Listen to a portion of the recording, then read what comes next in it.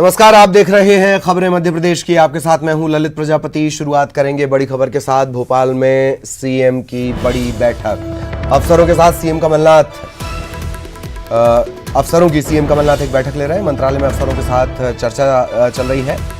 1 साल की योजनाओं पर चर्चा चल रही है। 2020 से 25 के विजन पर बातचीत हो रही है। बैठक में सीएस समेत सभी विभागों के प्रमुख मौजूद हैं।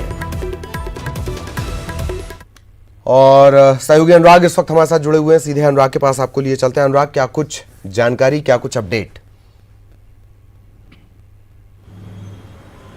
देखिए, अब से कुछ ही देर पहले मुख्यमंत्री कमलनाथ की ये बैठक शुरू हुई है, क्योंकि मुख्यमंत्री कमलनाथ नए साल पर बाहर थे और आज ही वो भोपाल लौटे और भोपाल लौटते से ही उन्होंने अफसरों की पहली बैठक बुलाई है, जिसमें तमाम विभागों के प्रमुख मौजूद हैं। और इसमें मुख्यमंत्री न सिर्फ बीते 1 साल की उपलब्धियों और सरकार के लिए गए फैसलों की जानकारी लेंगे, बल्कि अगले जो विज़न कमलनाथ सरकार ने जारी किया था 2022-25 का जो विज़न जारी किया था, उसको लेकर क्या रोड मैप विभागों की तरफ से तैयार किया गया है, उसको लेकर चर्चा करेंगे। सबसे अहम बात यही है कि क्योंकि मुख्यमंत्री कमलनाथ ये जता चुके हैं कि अगले 5 साल का विजन उन्होंने तैयार किया है कि किस तरीके से प्रदेश में विकास करना है, क्या उसका रोड मैप होगा और उसको लेकर विभागीय स्तर पर क्या कार्रवाई की जा रही है, कब तक किसको अमल में लाया जाएगा, इसका पूरी जानकारी मुख्यमंत्री विभागों से लेंगे। क्योंकि इससे पहले सभी विभाग प्रमुखों को इस बात के निर्देश जारी किए गए थे कि वो पूरी तैयारी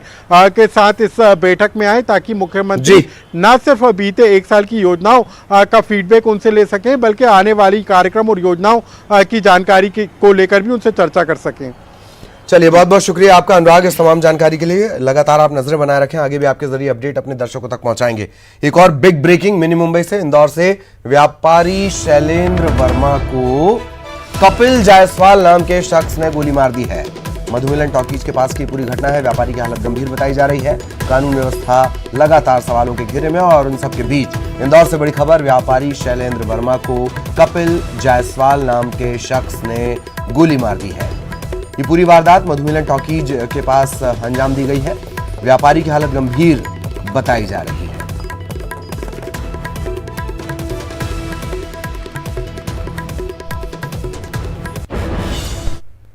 माफिया पर चल रहे बुलडोजर के खिलाफ इंदौर की सड़कों पर आज कैलाश विजयवर्गीय उतरे। धरने पर भी बैठे, साथ ही शहर को जलाने की धमकी भी दे दी। देखिए। पदाधिकारी ने तो आज आग लगा देता इंदौर, आग लगा देता इंदौर, आग लगा देता इंदौर, आग लगा देता इंदौर। तो सुना आपने बीजेपी महासचिव कैलाश विजयवर्गीय के विवादित बोल, जो सीधे सीधे इंदौर जलाने की बात कह रहे हैं। इसके साथ ही विजयवर्गीय यहीं तक नहीं रुके।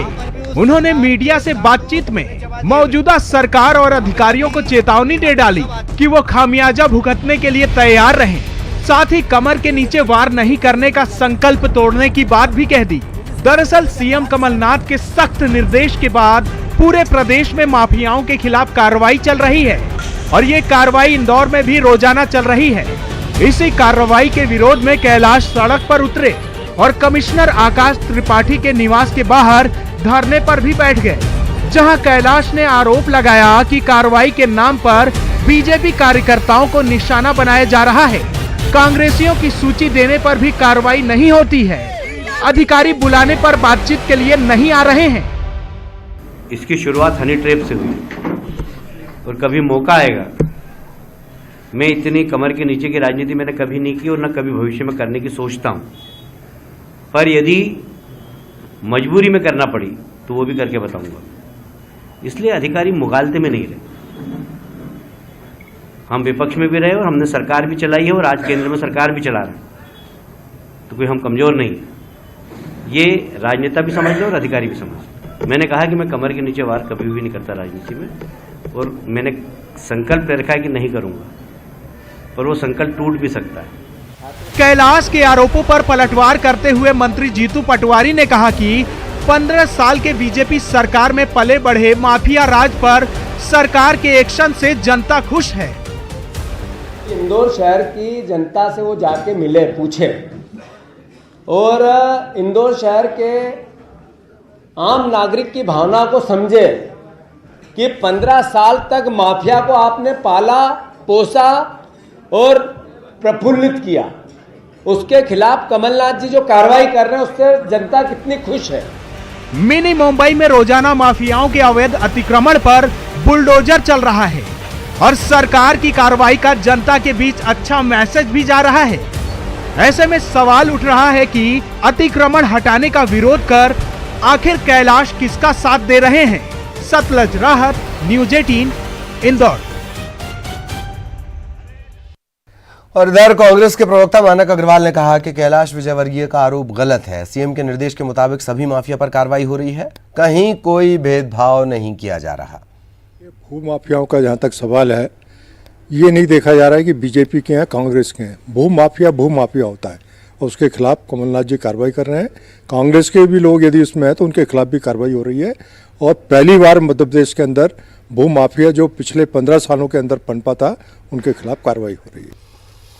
और मध्य प्रदेश में माफिया की खैर नहीं। सूबे में भू माफिया, रेत माफिया, वन माफिया, शराब माफिया, हर किस्म के माफिया पर कमलनाथ सरकार की नजर है। हर जिले में माफिया के खिलाफ ऑपरेशन लगातार जारी है। टीवी स्क्रीन पर हम आपको 6 तस्वीर दिखा रहे हैं। इंदौर की तस्वीर, जहां एरोड्रम रोड पर भू माफिया के खिलाफ बुलडोजर दौड़ा, गार्डन की जमीन पर बनी एक इमारत को गिरा दिया गया। इधर मुरैना में रेत माफिया के खिलाफ बड़ा एक्शन देखने को मिला। तकरीबन 1.5 करोड़ की रेत जब्त की गई है। जबलपुर में भू माफिया के खिलाफ ऑपरेशन जारी है। 5 करोड़ की 2.5 एकड़ जमीन से अवैध कब्जा हटाया गया। शिवपुरी के बदरवास में, बैराड़ में सरकारी जमीन पर बने शॉपिंग कॉम्प्लेक्स और कई मकानों को जमींदोज किया गया। इधर रतलाम में एक हिस्ट्री शीटर वहीद शेरानी, इसके बेजा कब्जे को हटाने के लिए प्रशासन का बुलडोजर चला। एक और तस्वीर इंदौर की ही हम आपको दिखा रहे हैं। गुरुवार को एक क्लब हाउस में निगम का बुलडोजर चला था।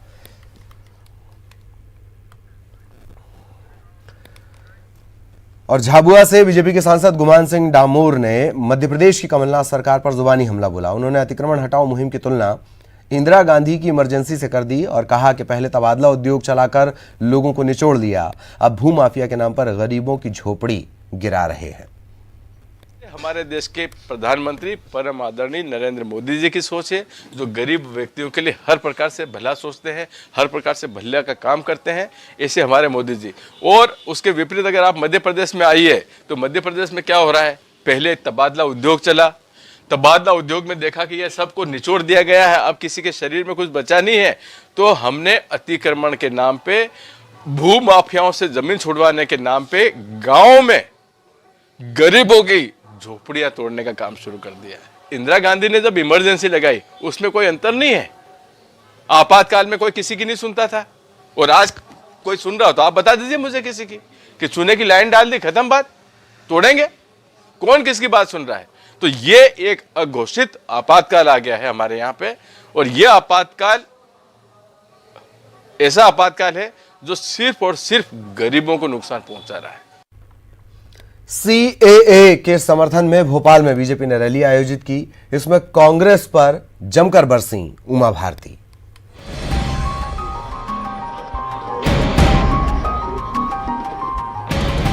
राजधानी भोपाल में सीएए के समर्थन में बीजेपी की ओर से रैली का आयोजन किया गया, जिसमें पूर्व केंद्रीय मंत्री उमा भारती शरीक थीं। रैली के दौरान उमा भारती ने कांग्रेस पर हमला बोला। उन्होंने सीएए को लेकर जनता को जागरूक किया। इसको लेकर भ्रम फैलाने के लिए कांग्रेस और लेफ्ट पार्टियों को जिम्मेदार भी ठहराया। सीए का समर्थन पूरे देश का है। सीए मुसलमानों के खिलाफ नहीं है। सीए के में से किसी भी भारत के किसी भी नागरिक की नागरिकता नहीं जाने वाली। बस इतना ही है कि इन 3 देशों में जो धार्मिक दृष्टि से घोषित अल्पसंख्यक वर्ग हैं, वो जो यहाँ रह रहे हैं और वो जो यहाँ आना चाहते हैं, उनको यहाँ पर शरण मिलेगी। वहीं प्रदेश के जनसंपर्क मंत्री पीसी शर्मा ने सीएए को लेकर एक बार फिर से बीजेपी पर हमला बोला। उन्होंने साफ कहा कि इस कानून के खिलाफ देश का युवा और आम जनता सड़कों पर है। यह कानून ज्यादा दिनों तक नहीं चलेगा। लेकिन पहली बार आप ये नोट कीजिए कि बहुत दिनों के बाद युवा किसी मामले में अगर विरोध करने आए सड़कों पे, तो इस सीए के मामले में आया है। तो मैं समझता हूँ कि जिस तरह से भोपाल में रैली हुई, जिस तरह से बाकी जगह हो रही, तो एक जनता उसके खिलाफ है। जिस कानून के खिलाफ जनता हो जाए तो मैं नहीं समझता कि वो ज़्यादा दिन टिकेगा। सीएए को लेकर जहां एक तरफ विपक्ष इसके विरोध को लेकर सड़कों पर है, तो वहीं बीजेपी भी इसके समर्थन में सड़कों पर है और जनता को जागरूक कर रही है। मनोज राठौर, न्यूज़ 18, भोपाल, मध्य प्रदेश। इधर बीजेपी के पूर्व मंत्री और विधायक नरोत्तम मिश्रा ने सीहोर में एक प्रेस कॉन्फ्रेंस की। कांग्रेस पर जमकर हमला बोला। उन्होंने कहा कि पीएम मोदी देश के लिए संघर्ष कर रहे हैं, जबकि सोनिया अपने पुत्र राहुल गांधी की ताजपोशी के लिए संघर्ष कर रही हैं। उन्होंने कहा कि सीएए पर कांग्रेस देश भर में भ्रम फैला रही है और इसलिए कांग्रेस ने हमेशा तुष्टीकरण की नीति से ये भ्रम फैलाया, जो भ्रम वर्तमान में देश के अंदर आग लगा। आज जरूरत भी इसीलिए पड़ी कि आप सबके माध्यम से, मीडिया के स्वजनों के माध्यम से, कि आपकी भी जिम्मेदारी है कि बताएं लोगों को कि देश के अंदर किस तरह का भ्रम फैलाकर आग लगाई थी। जामिया की यूनिवर्सिटी के अंदर पुलिस नहीं घुसना चाहिए, इसका विरोध करने पे पूरा विपक्ष छाती पीटने लगा, लेकिन विदेश के लोग घुस के अंदर देश में आ जाए उस पर सब मौन रहते हैं। इधर भोपाल के प्रदेश बीजेपी कार्यालय पहुंचे राष्ट्रीय प्रवक्ता और सांसद डॉक्टर सुधांशु त्रिवेदी ने नागरिकता संशोधन कानून के समर्थन को लेकर मीडिया से बातचीत की। उन्होंने कहा कि सीएए का 3 तरीके का विरोध हो रहा है। पहला, सत्ता के बाहर हुए राजनीतिक दल विरोध कर रहे हैं। दूसरा, राष्ट्र विरोधी लोग कर रहे हैं। और तीसरा, मोदी विरोधी नेता कर रहे हैं। जिस प्रकार से हिंसा, आगजनी और राष्ट्रीय मर्यादा को ध्वस्त करने वाली प्रतिक्रियाएं और टिप्पणियां की जा रही हैं, वह अत्यंत खेद का विषय है। जो कुछ भी हुआ है और जो कुछ भी हो रहा है सीएए के विरोध में, उसमें 3 प्रकार के लोग सम्मिलित हैं। पहला प्रकार उन राजनीतिक दलों का है जो सत्ता से बाहर हो चुके हैं और येन केन प्रकारेण केंद्र की सत्ता में वापस आना चाहते हैं, चाहे इसके लिए उनको कुछ भी अमर्यादित अथवा अनैतिक क्यों न करना पड़े। इधर उज्जैन में नागरिकता संशोधन कानून पर जागरूकता के लिए बीजेपी की तरफ से संगोष्ठी का आयोजन किया गया। इस दौरान जब बीजेपी के राष्ट्रीय उपाध्यक्ष विनय सहस्त्रबुद्धे भाषण दे रहे थे, तो मंच पर विधायक और पदाधिकारी सोते नजर आए।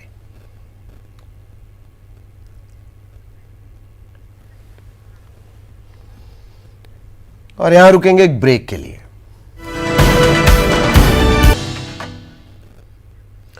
और ब्रेक के बाद बड़ी खबर भोपाल से आपको बता दें, रावण से बीजेपी की तुलना मंत्री जीतू पटवारी ने की है। दरअसल अहंकार की तुलना उन्होंने की है और ये भी कहा, उमा भारती ने जो तमाम बातें कही कांग्रेस को लेकर, इस पर जीतू पटवारी ने कहा कि उमा भारती पहले बीजेपी में खुद की स्थिति का आकलन करें। जैसे रावण का अहंकार नहीं रहा, वैसे ही उमा भारती का अहंकार भी खत्म हो जाएगा। सेवा दल के अस्तित्व पर उमा भारती ने सवाल उठाए थे, इसे लेकर ये पलटवार किया गया है।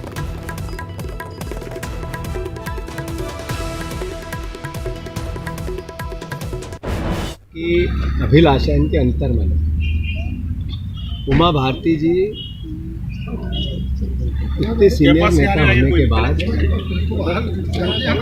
इस तरह की अमर्यादित शब्दों का उपयोग करना एक स्वस्थ लोकतंत्र को आघात पहुंचाता है। मैं मानता हूं कि उमा भारती जी खुद की क्या स्थिति है भारतीय जनता पार्टी में, उसका आकलन उनको करना चाहिए। और चूंकि उम्र में बहुत बड़ी है, सीनियर नेता है, मध्य प्रदेश की नेता है, पूर्व मुख्यमंत्री रही, महत्वाकांक्षा क्या होती है और त्याग की भावना क्या होती है। महत्वाकांक्षी किस हद तक जाकर अपने विचारों की हत्या करते हुए उमा भारती ने इतिहास में बताया, और त्याग की भावना क्या होती है सेवा दल और कांग्रेस पार्टी के कार्यकर्ताओं में। हम जब भी राजनीतिक रूप से, सत्ता की राजनीतिक रूप से कमजोर हो, तब देश संकट में, हम तब वापस देश ने कांग्रेस पार्टी को आशा भरा निगाह से देखा है और फिर हमने देश का परचम विश्व में लहराया। इतिहास गवाह इसका। सीएम कमलनाथ ने हनुवंतिया में जल महोत्सव का शुभारंभ किया। यहां 1 महीने तक वाटर स्पोर्ट्स एडवेंचर के तहत कई गतिविधियां होंगी। उन्होंने यहां आंगनबाड़ियों के लिए टैबलेट प्रोजेक्ट का भी उद्घाटन किया। करोड़ों रुपए के विकास कार्यों का भूमि पूजन भी हनुवंतिया में ही किया गया। हनुवंतिया में ये जल महोत्सव हो रहा है। मंत्री तुलसी सिलावट, सुरेंद्र सिंह बघेल, पूर्व केंद्रीय मंत्री अरुण यादव, विधायक नारायण पटेल, सुरेंद्र सिंह ठाकुर उर्फ शेरा भैया और टूरिज्म डिपार्टमेंट के प्रिंसिपल सेक्रेटरी समेत कलेक्टर, एसपी तमाम लोग यहां पर मौजूद रहे।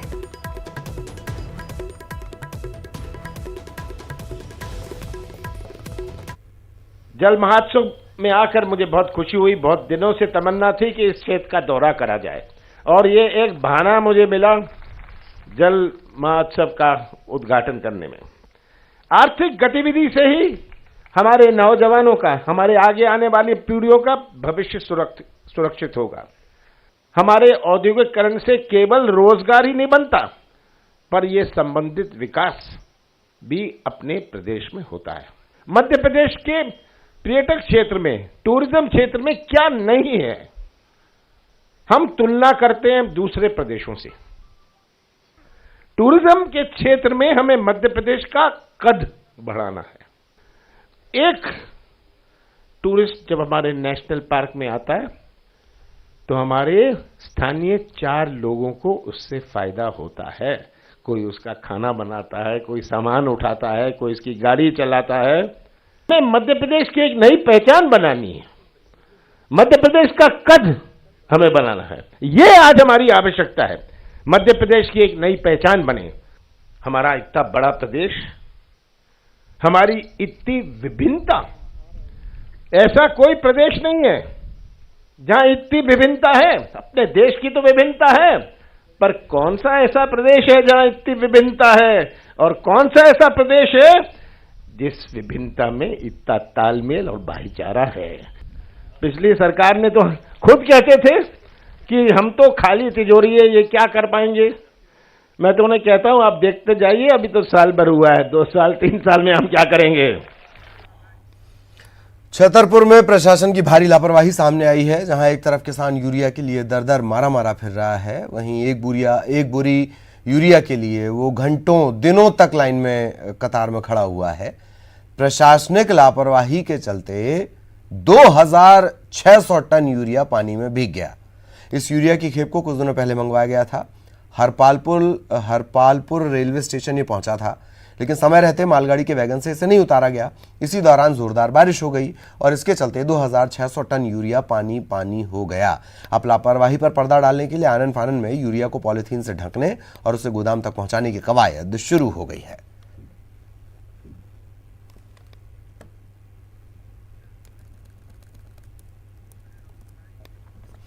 बढ़ती महंगाई के खिलाफ महिला कांग्रेस ने ग्वालियर में फूलबाग चौराहे पर अनोखा प्रदर्शन किया। कांग्रेस नेताओं ने गले में सोने के चेन की जगह प्याज और लहसुन की माला पहनी, चौराहे पर चूल्हा जलाया, चाय मंगोड़े बनाए और पब्लिक को खिलाए। प्रदेश भर के अतिथि शिक्षक नियमितीकरण की मांग को लेकर लगातार धरने पर बैठे हैं। अतिथि शिक्षकों का धरना लगातार चल रहा है।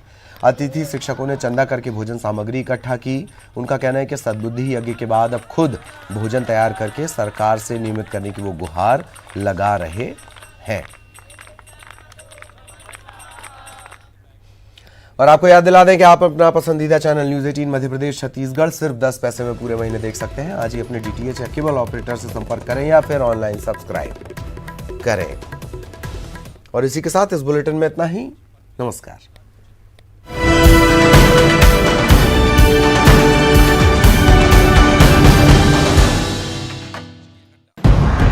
नेताजी से अगर